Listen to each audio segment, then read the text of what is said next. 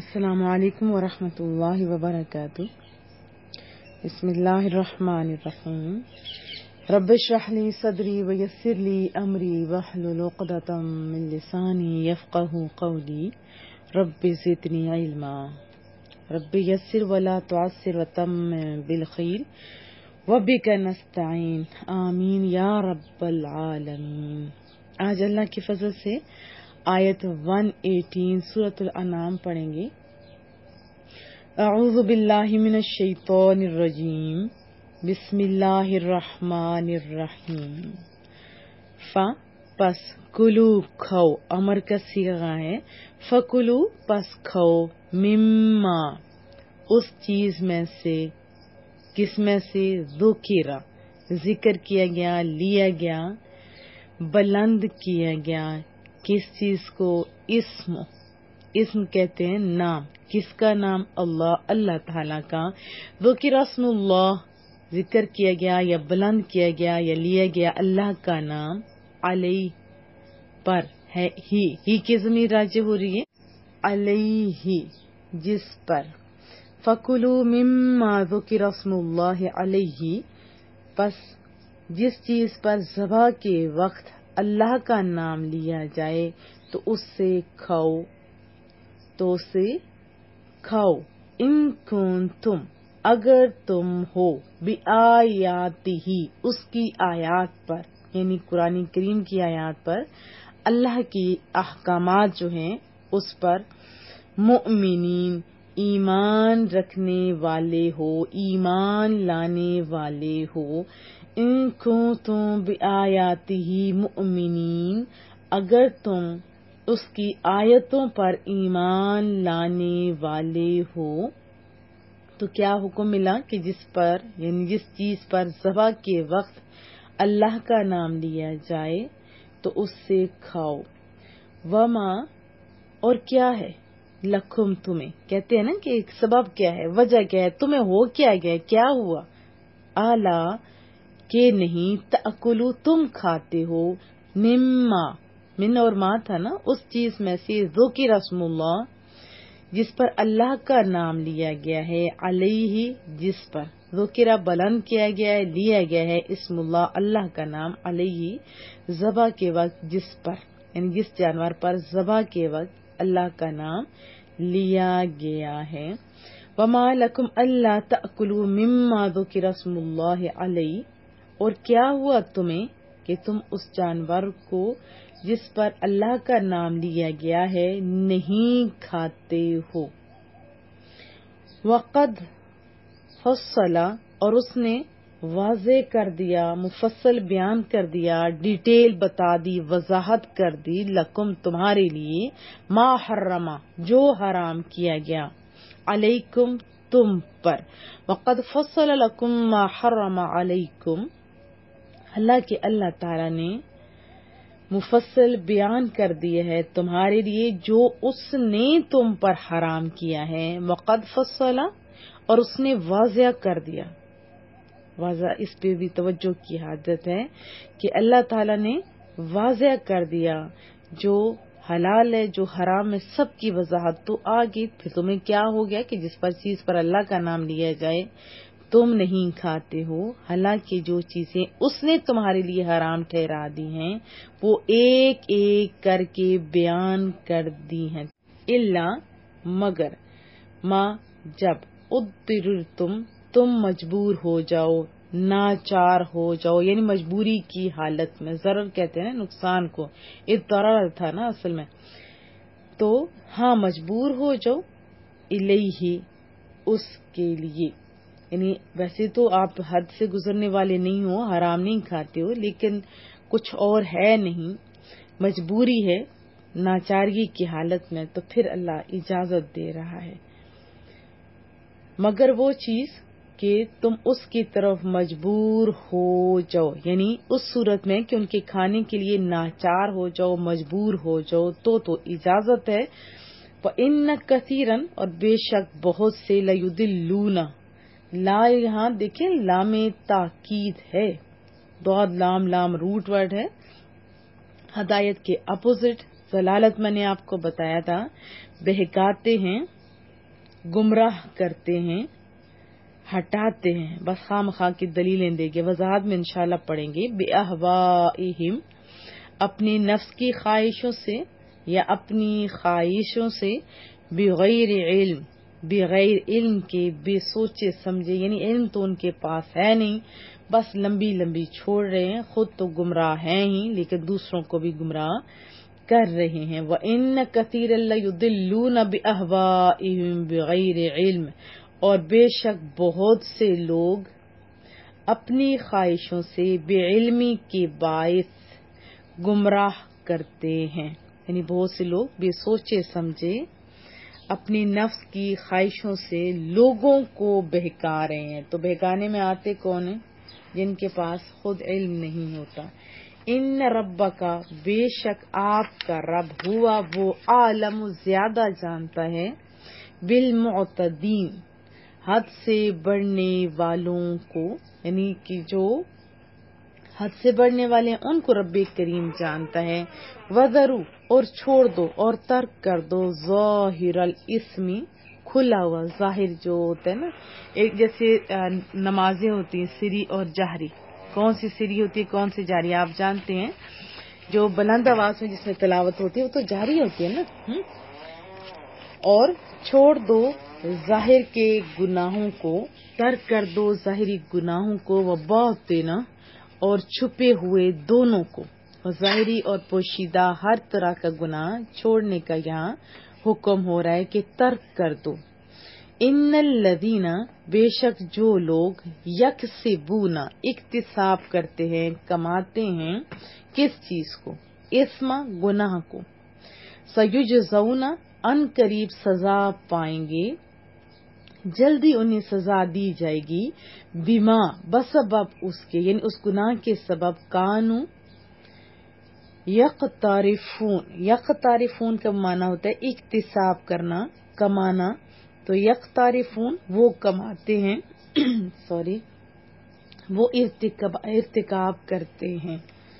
بے شک وہ لوگ جو گناہ کماتے ہیں، گناہ کرتے ہیں، تو جلد ہی انہیں اس گناہ کی سزا دی جائے گی، بما کانوا یقترفون، جس کا وہ ارتکاب کیا کرتے تھے، جس گناہ کا ارتکاب وہ کرتے تھے. ولا تأکلوا، اور مت کھاؤ، مما، اس میں سے، لم یذکر، نہیں بلند کیا گیا، نہیں لیا گیا، اسم اللہ، اللہ تعالی کا نام، علیہ، ذبح کے وقت، جس جانور پر.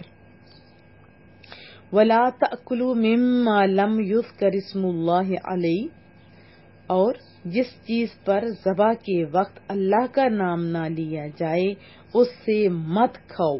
وَإِنَّهُ، اور بے شک وہ کھانا، لفسق، گناہ ہے.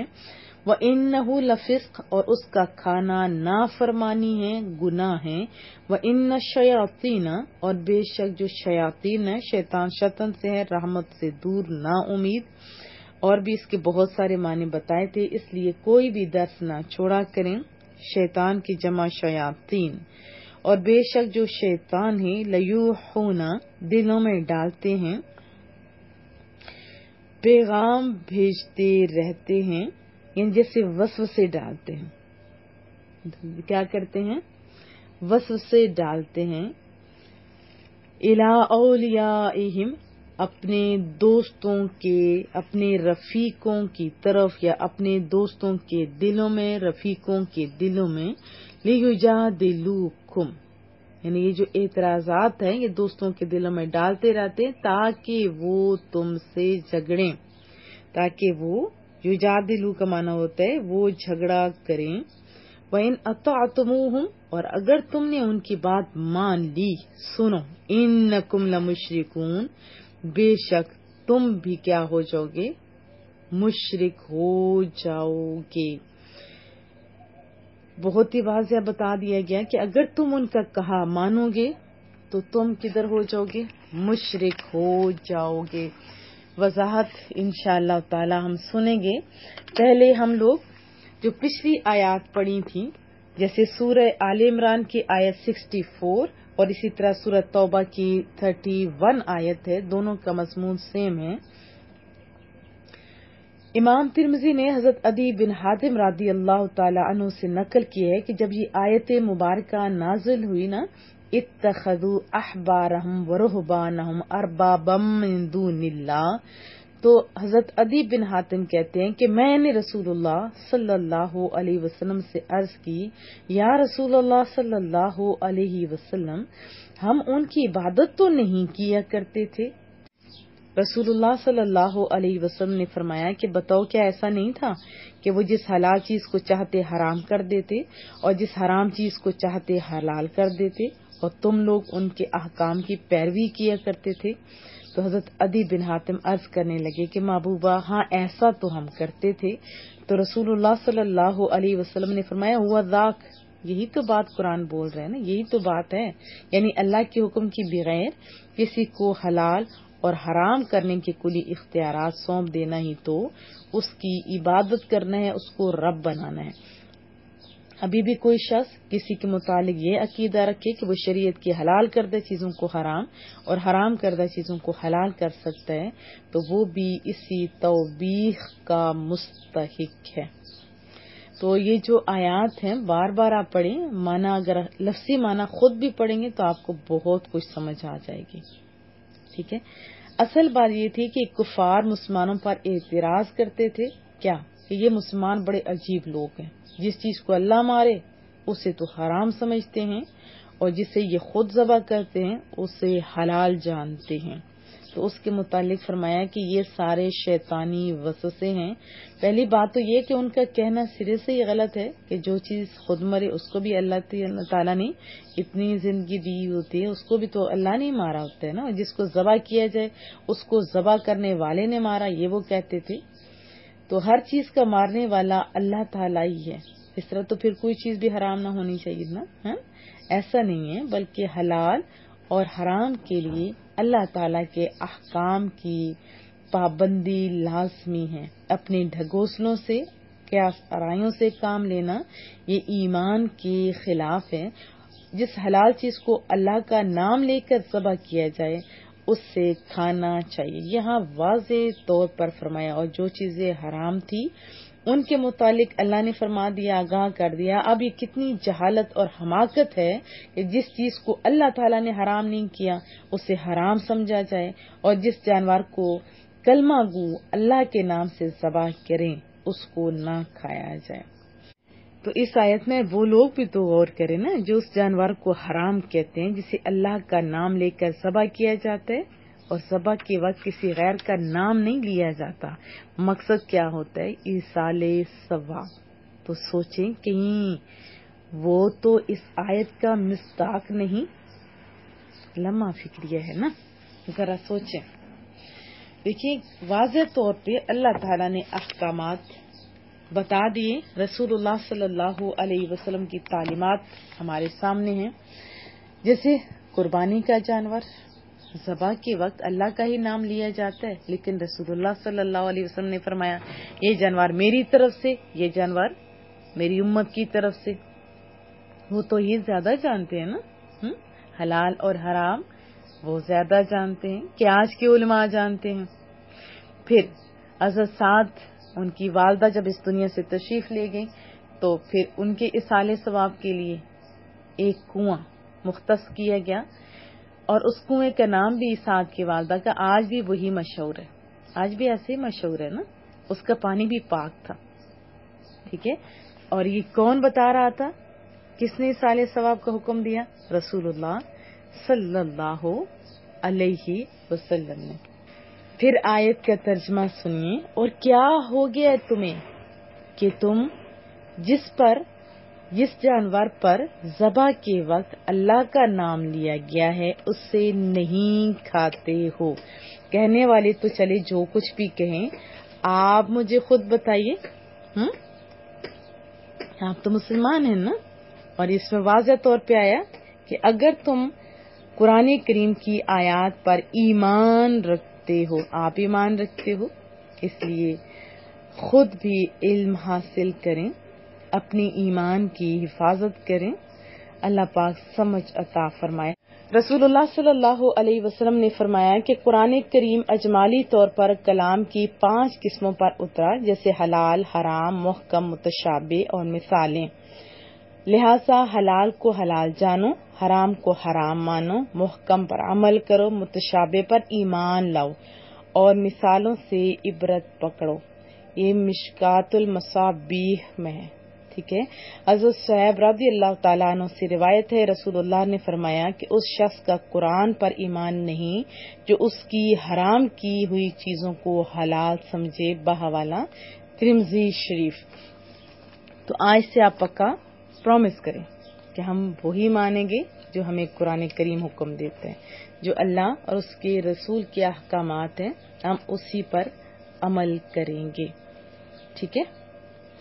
اور پھر واضح طور پر حکم دیا گیا 120 آیت میں کہ ہر قسم کے گناہوں سے باز آ جاؤ، خواہ ان کا تعلق اعضائے جسمانی سے ہو، دل سے ہو، چاہے اس کا ارتکاب گناہ کا لوگوں میں کیا جائے یا چھپ کر، کیونکہ گناہ اپنی ذات اور سوسائٹی کے حقوق کو پامال کرنے کا انعام ہے نا، اور اسلام تو اس کی اجازت نہیں دے سکتا اور نہ اسے برداشت کر سکتا ہے۔ ایک پاک معاشرہ تبھی معرض وجود میں آ سکتا ہے جب اسلام کے ماننے والوں کے ظاہری اعضاء بھی کسی پر زیادتی نہ کریں اور دل میں بھی کسی کے بارے میں برے خیالات نہ آئیں، جلوت ہو یا خلوت، دونوں صورتوں میں پاکیزگی ہی پاکیزگی ہو۔ کیونکہ زمانہ جاہلیت کے جو عرب لوگ تھے نا، وہ چھپ کر اگر گناہ کرتے تھے، زنا وغیرہ، تو اس کو حلال سمجھتے تھے۔ آج بھی یورپ کا جاہلی تمدن گناہ کی اس تفریق کا قانونی طور پر معترف ہے، جبکہ اسلام ہماری تو تنہائی ہوتی کیوں ہی نہیں، ہمارا تو اللہ ہر جگہ موجود ہے۔ تو آج یہ بھی کوشش کریں اور دوسروں کو بھی یہ بات سنوائیں کہ جلوت ہو یا خلوت، ہم ظاہری طور پہ یا اندر ہر صورت میں ستھرے ہیں، ستھرے رہیں گے، ستھرا کریں گے۔ کیا میں توقع رکھوں؟ ایک کافر نے کہا تھا کہ مسلمان قانون بنانے کے بجائے، عدالتیں، یہ جو سارے جیل خانے ان ساری کو بنانے کے بجائے اللہ کا تصور پکا کر دے تو ان کے ہاں ان چیزوں کی ضرورت نہیں، کیونکہ مومن کا خدا ہر جگہ موجود ہے۔ یہ کون لکھ رہا ہے؟ ایک کافر، جب اس نے تقابل ادیان کیا تھا نا، ہر ایک کے خداؤں کے بارے میں تصور اس نے لکھا تھا، تو یہ وہ کہہ رہا ہے۔ اور ہم تو وہ لکھے یا نہ لکھے، ہم تو مانتے ہیں اللہ ہمارا ہر جگہ موجود ہے۔ تو جرم کے لیے پھر ایسی جگہ تلاش کرو جہاں اللہ نہ ہو، ٹھیک ہے۔ اللہ آسانیاں پیدا کرے۔